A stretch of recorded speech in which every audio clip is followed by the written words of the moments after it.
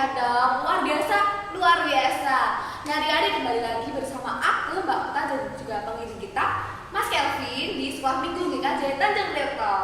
Nah adik-adik, minggu kemarin siapa yang ikut sekolah minggu secara offline? Angkat tangan, angkat tangan. Gimana, seru kan?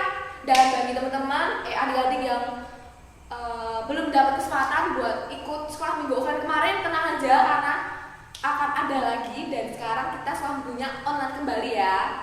Nah untuk memulai sekolah minggu pada pagi hari ini ataupun siang, sore atau malam, terserah gadis saat nyetelnya YouTube. Dan kini kita akan memulai dengan lagu pujian Kasih Yesus. Musik.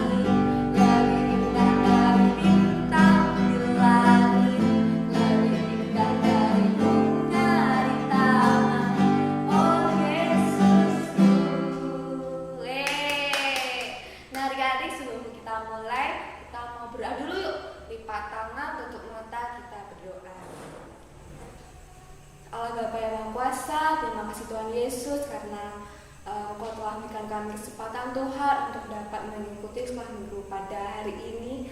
Berkati kami Tuhan dalam melakukan sekolah minggu ini, mampukan kami untuk boleh memahami firman-Mu, mengikuti dengan sepenuh hati, dan lancarkanlah sekolah minggu ini Tuhan dari awal pertengahan ke akhirnya, sehingga adik-adik sekolah minggu boleh tetap bersemangat, tetap bersukacita untuk menerima firman-Mu. Terima kasih Tuhan Yesus, haleluya, amin. Nah adik-adik, sebelum kita mendengarkan firman Tuhan, Bapak mau ngajak adik-adik untuk nyanyi lagi nih. Kita mau nyanyi firman-Mu berita bagi kakiku. Musik.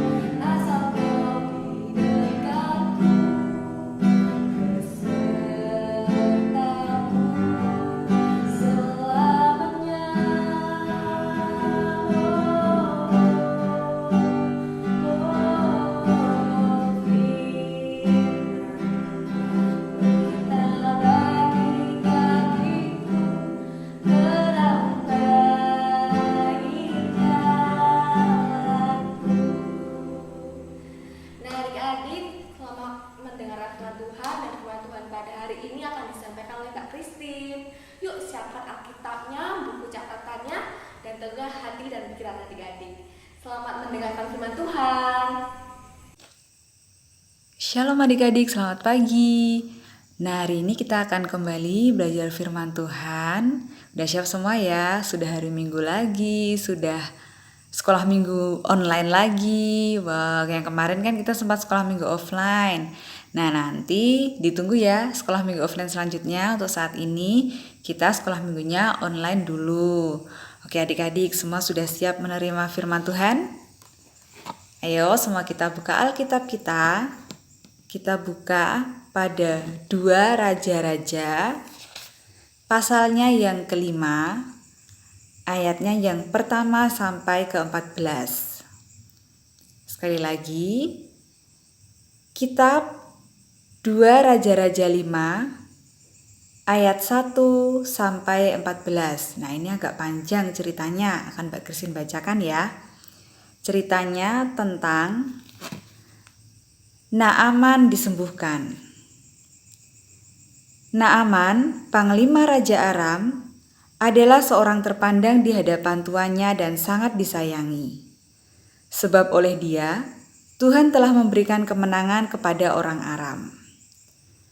Tetapi orang itu, seorang pahlawan tentara, sakit kusta. Orang Aram pernah keluar bergelombolan dan membawa tertawan seorang anak perempuan dari negeri Israel. Ia menjadi pelayan pada istri Naaman. Berkatalah gadis itu kepada nyonyanya, "Sekiranya tuanku menghadap nabi yang di Samaria itu, maka tentulah nabi itu akan menyembuhkan dia dari penyakitnya." Lalu pergilah Naaman, memberitahukan kepada tuannya, katanya, "Begini-beginilah dikatakan oleh gadis yang dari negeri Israel itu." Maka jawab Raja Aram, "Baik, pergilah dan aku akan mengirim surat kepada Raja Israel."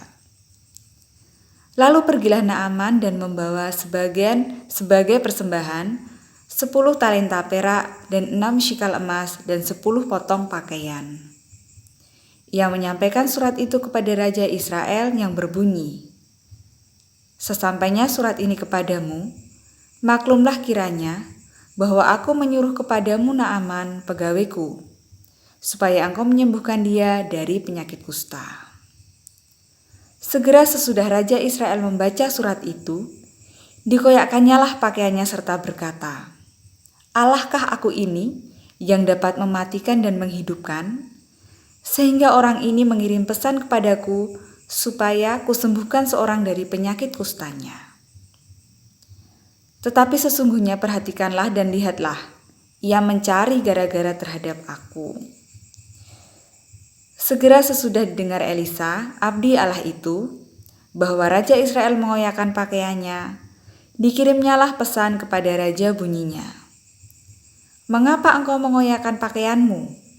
Biarlah ia datang kepadaku, supaya ia tahu bahwa ada seorang nabi di Israel." Kemudian datanglah Naaman dengan kudanya dan keretanya, lalu berhenti di depan pintu rumah Elisa.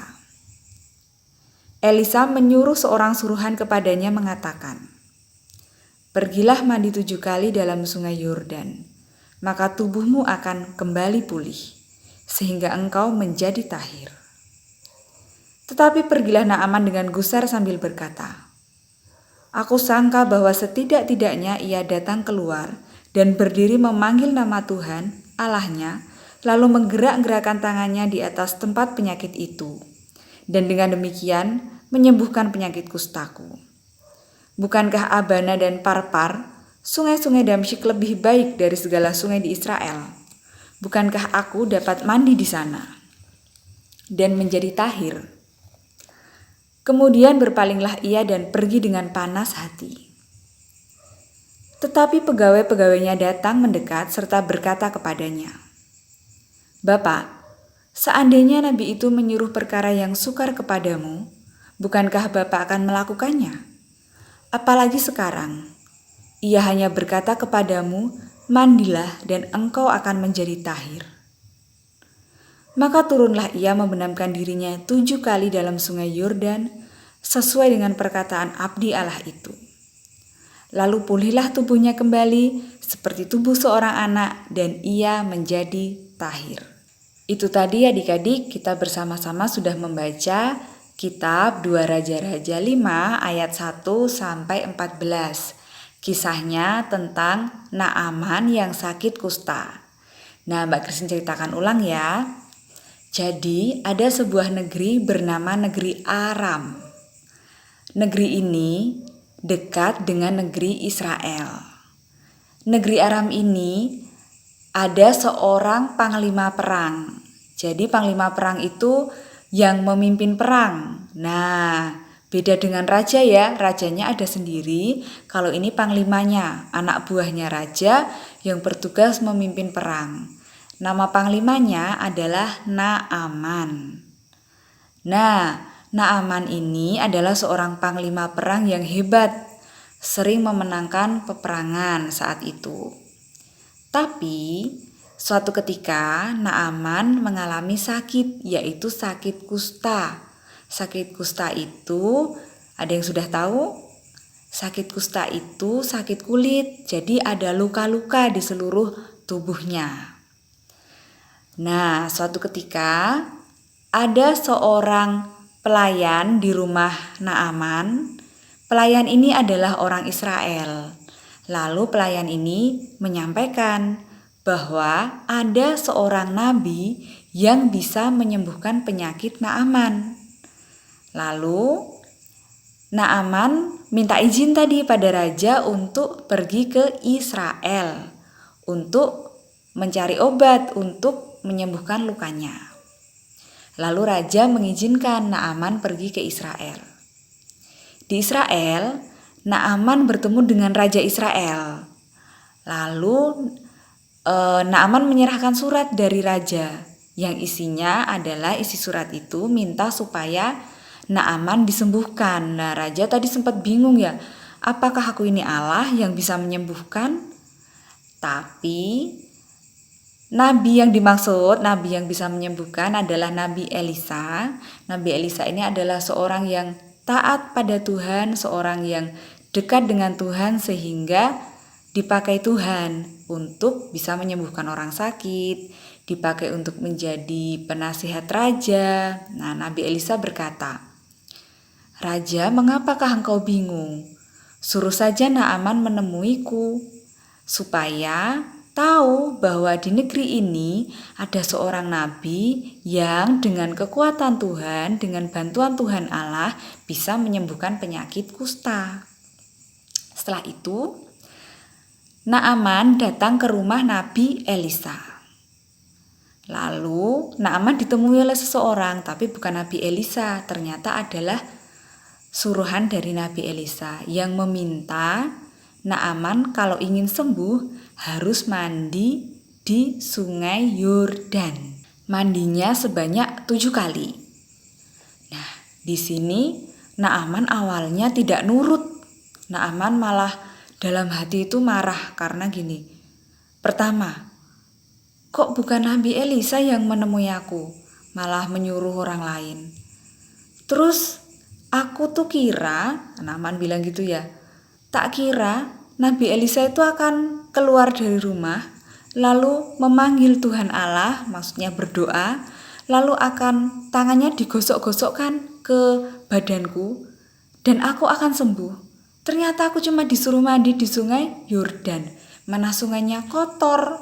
Tadi Naaman juga menyebut ada sungai lain ya, Sungai Parpar. Lalu tadi ada sungai yang lain lagi yang menurut dia lebih bersih seperti itu. Kenapa harus Sungai Yordan? Sudah sungainya kotor seperti itu. Nah, tapi ada pegawai Naaman yang ikut serta berkata, Bapak, Pak Naaman gitu ya, jika Nabi Elisa itu memberikan atau menyuruh sesuatu, melakukan sesuatu yang sulit, bukankah akan dilakukan juga, akan Bapak lakukan?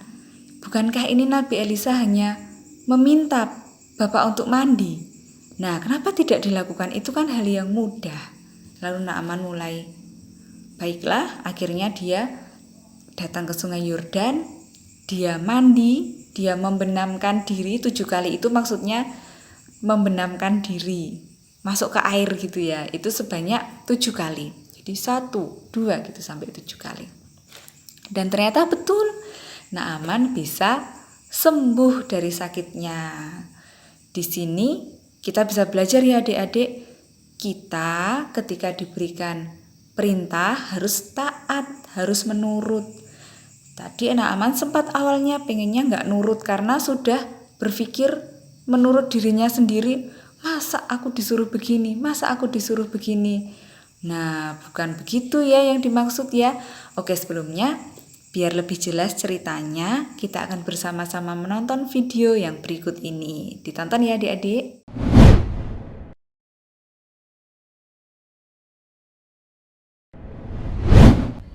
Tapi Elisa, aku melihat dan dengar dengan mata dan telingaku. Raja merobek jubahnya. Bawalah pesan ini kepada raja. Katakan, mengapa engkau takut? Kirim orang itu padaku sehingga ia tahu ada seorang nabi di Israel.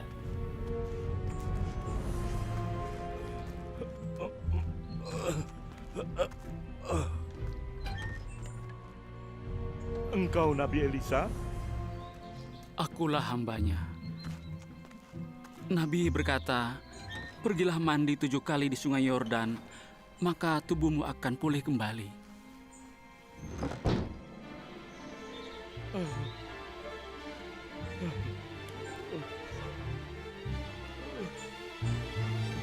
Panglima, Kenapa dia tidak keluar untuk menemuiku? Harusnya dia keluar dan berdiri, memanggil nama Tuhan Allahnya, dan menggerakkan tangannya ke kulitku agar sembuh. Kenapa bukan sungai Abana? Sungai Parpar. Sungai-sungai di Damsyik jauh lebih baik dari sungai Israel. Aku bisa mandi dan sembuh di sana. Ya!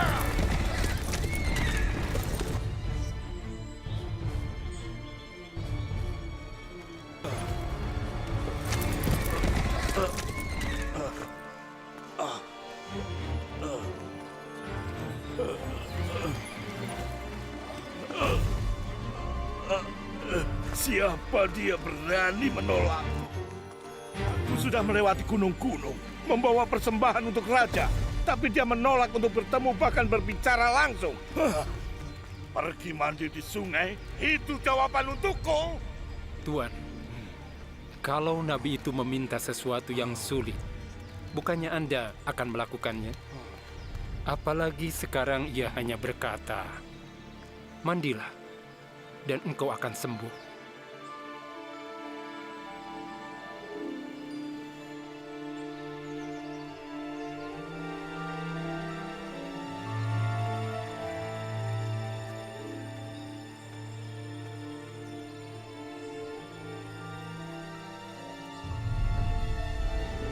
Tuhanku nyata.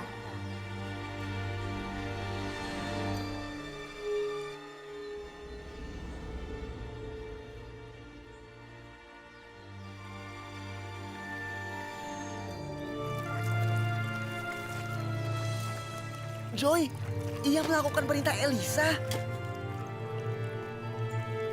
Ya,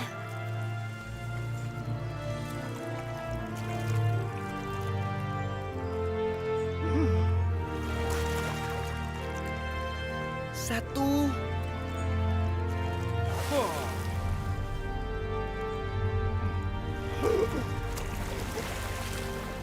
dua, tiga,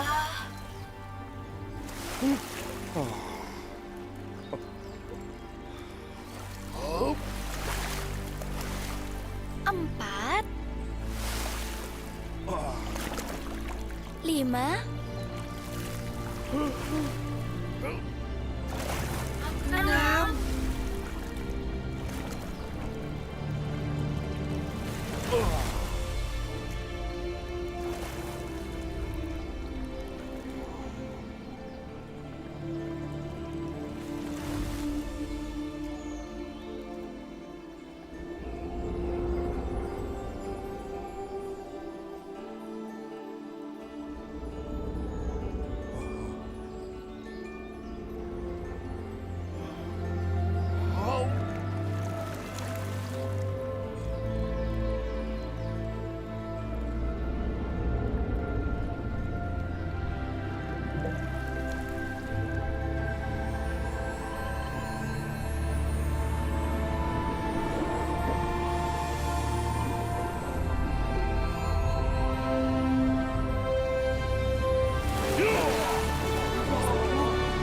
Setuju.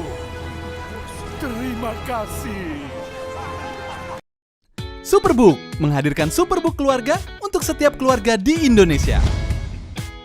Menghadirkan 65 animasi kisah Alkitab yang telah memberkati lebih dari 9.000 gereja di Indonesia.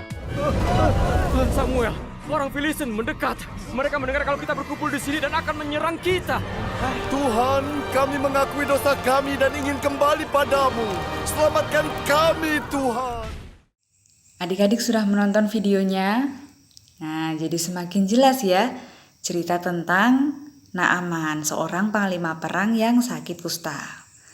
Itu tadi kalau kita lihat, kenapa Naaman bisa sembuh? Karena mandi di sungai. Mandi di sungai itu Naaman disuruh oleh Nabi Elisa. Nah, berarti Naaman sembuh karena nurut, karena menurut dan karena menaati apa yang dikatakan oleh Nabi Elisa untuk kesembuhannya. Nah, kalau misalnya nggak nurut nih, hanya tadi dari pertama kan dia ngeyel dulu ya, bilang kalau ngapain mandi di sungai Yordan, sungainya kotor. Nah, kalau dia nggak nurut, dia nggak sembuh. Tapi karena menurut, akhirnya dia disembuhkan. Nah, pelajaran hari ini adik-adik yang bisa kita petik adalah kita kita seharusnya dan diharuskan menjadi anak-anak yang menurut untuk hal yang kebaikan, untuk kebaikan kita. Misalnya kita diminta untuk bangun pagi, pasti itu kan ada alasannya, biar tidak terlambat, biar tidak terburu-buru. Kalau terburu-buru nanti naik motornya banter, wah bahaya, seperti itu. Nah, ketika kita diminta menurut untuk kebaikan, seperti Naaman tadi, kita harus menurut, kita harus melakukannya dan menaatinya. Contoh lain, misalnya adik-adik diminta untuk nurut belajar sebelum ujian atau sebelum ada tes. Nah, kalau tidak menurut, tidak mau belajar, akhirnya tesnya tidak bisa, nilainya jelek, harus mengulang lagi, harus belajar lagi gitu kan. Jadi nggak baik juga ya adik-adik. Nah, seperti tadi kisah Naaman yang mau menurut untuk mendapatkan kesembuhan, kita juga sebagai anak-anak Tuhan, kita sebagai anak-anak yang taat akan firman Tuhan menjadi anak-anak yang penurut. Seperti tadi Mbak Christine bilang kalau diminta orang tuanya untuk bangun pagi, untuk belajar, untuk makan tepat waktu. Kadang-kadang ada yang nggak makan gara-gara main HP misalnya ya, sampai main game, sampai lupa makan. Kalau misalnya nanti makannya nggak teratur, bisa sakit perut. Nanti kalau sudah sakit asam lambung, waduh bisa jadi repot seperti itu.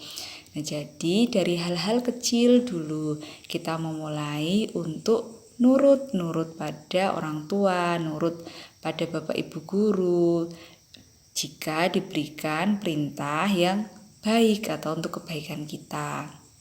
Kita juga nurut pada firman Tuhan, seperti kita harus mau menolong teman, rajin sekolah minggu, ke gereja berdoa. Kita juga nurut pada firman Tuhan, memberi pada yang kekurangan. Itu semua adalah wujud dari kita taat, kita menurut pada perintah, pada firman Tuhan yang baik. Nah, adik-adik, sekian dulu firman pada pagi hari ini. Kiranya kisah Naaman tadi kita bisa menjadikan pelajaran untuk adik-adik semua, untuk kita semua dalam hidup, dalam kita menjalani kehidupan ini. Kita harus nurut, kita harus taat, patuh pada hal-hal yang membawa kebaikan untuk kita. Sekian dulu adik-adik, terima kasih. Nah, gimana adik-adik? Pada dengerin firman Tuhan kan? Kalau yang udah pada gede, udah pada SMP harusnya bisa mencatat ya apa yang penting, apa yang harus dilakukan, atau apa ada PR tadi dari Mbak Christine harus dicatat dan dilaksanakan. Nah, untuk selanjutnya kita mau persembahan ya adik-adik. Untuk mengiringi lagu persembahan kita akan menyanyikan lagu Kutinggikan. Musik. Tepuk ya. Yang nggak tahu boleh tetap mengikuti ya. Apapun masalah jangan pernah menyerah. Apapun rintangan tetap bertahan.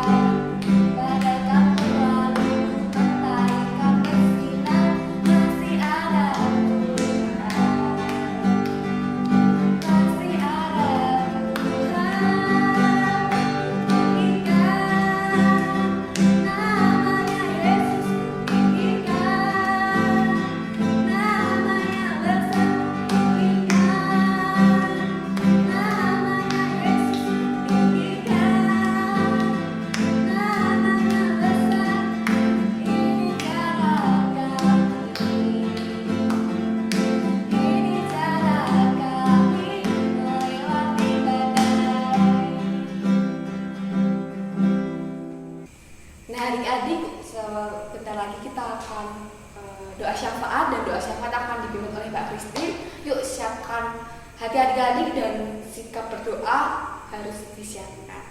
Selamat berdoa.